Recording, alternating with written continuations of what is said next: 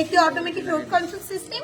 এখানে আমরা যে রোড ব্রেকার স্পিড ব্রেকারগুলো আছে সেখানে আমরা একটি অটোমেটিক রোলিং সিস্টেম দিয়েছি, যেখানে ইসের পরে ঘর্ষণের ফলে এখানে বিদ্যুৎ তৈরি হবে এবং এই বিদ্যুৎটা পরবর্তীতে এই পাওয়ার হাউসে জমা হবে এবং প্রয়োজন অনুসারে আমরা এই রোড লাইটগুলো চালাতে পারি।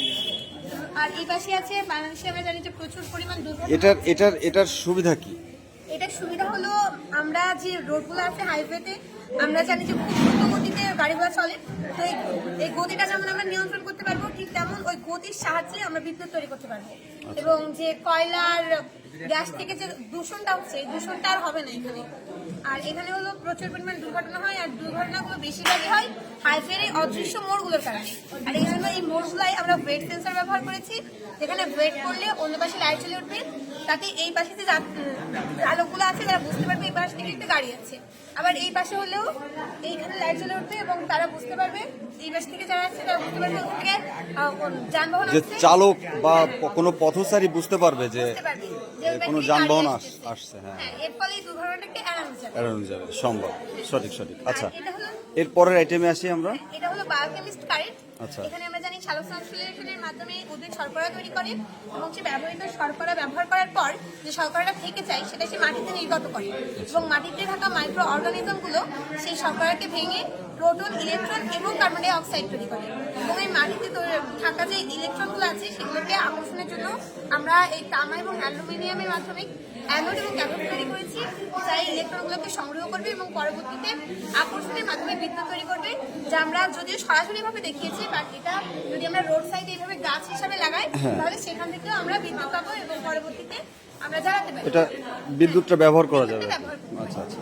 আর এই পাশে এটা? আছে একটি পারমাণবিক বিদ্যুৎ কেন্দ্র, আচ্ছা। যেখানে ইউরেনিয়াম 235 আইসোটোপের মাধ্যমে আমরা বিদ্যুৎ তৈরি করব এবং এই বিদ্যুৎটা খুব স্বল্প খরচে আমরা বাংলাদেশের অর্থনীতির জন্য একটা বিরাট প্রভাব ফেলবে, যেখানে আমাদের প্রত্যেকটা মেগাওয়াটের পিছনে 2 থেকে 3 টাকা পড়বে, 2 থেকে 3 টাকা পড়বে, যেখানে গ্যাস বা কয়লা বা অন্য কোনো জ্বালানি দিয়ে করলে আমাদের 13 থেকে 14 টাকা খরচ পড়ে যায়। আচ্ছা। অতএব অনেক বিপুল পরিমাণ অর্থ আমরা এখান থেকে বাঁচাতে পারি, যা আমাদের অর্থনীতিতে খুব শুভকর একটা দিক।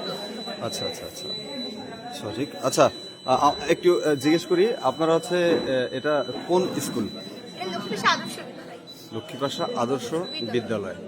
হ্যাঁ, আমাদের আরো একটা প্রকল্প আছে। আচ্ছা, সেটা একটু হলো- যদি দেখি। হ্যাঁ, আমাদের আরো একটি প্রকল্প আছে, সেটা হলো স্মার্ট ব্লাইন্ড শো, যেখানে যখন কোনো অন্ধ ব্যক্তি রাস্তায় যাবে এর সামনে যখন কোনো অবজেক্ট আসবে তখন এই ভাইব্রেটর ভাইব্রেট করবে এবং সেই ব্যক্তিটা বুঝতে পারবে যে সামনে কিছু একটা আছে আচ্ছা। এবং সে সেখান থেকে চলে আসবে। তার জন্য অন্ধ ব্যক্তিগুলো এটা হচ্ছে দৃষ্টি প্রতিবন্ধী দৃষ্টি মানুষের প্রতিবন্ধী জন্য। জন্য।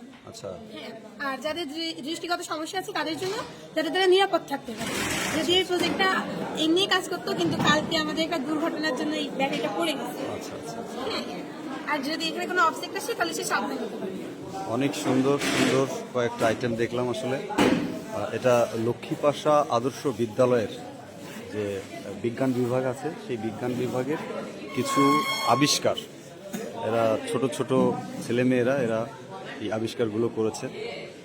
একটু দেখানোর চেষ্টা করলাম দর্শক আপনাদেরকে। আচ্ছা, এটা আবিষ্কার করার পেছনে যারা কাজ করছে তারা কি সবাই আছে এখানে? না, সবাই নেই, আসলে আমাদের কিছু বড় ভাইরা সাহায্য করেছে, আচ্ছা। আমাদের স্যাররা কিছু সাহায্য করেছে এবং আমরাও কিছু চেষ্টা করেছি। আচ্ছা। তো সেখানে সবাই আসতে পারিনি, অনেকে অনেক দূরে আছে, মানে প্রজেক্টে ছিল বাট এখন মেলায় আসতে পারি। ও আচ্ছা। ঠিক আছে, অসংখ্য যদি দেখেন, ধন্যবাদ। অনেক ধন্যবাদ। তুমি হচ্ছে কোন ক্লাসে পড়ো? আমি ক্লাস ক্লাস 9। 9। ক্লাস 9-এর একটা স্টুডেন্ট, তার আসলে অভাবনীয় কি উদ্ভাবন আপনাদেরকে দেখানোর চেষ্টা করলাম যে। তো ঠিক আছে, তোমার নাম হচ্ছে কি? কাজী ইসরাত শোভা। লক্ষ্মীপাশা আদর্শ বিদ্যালয়। Thank you.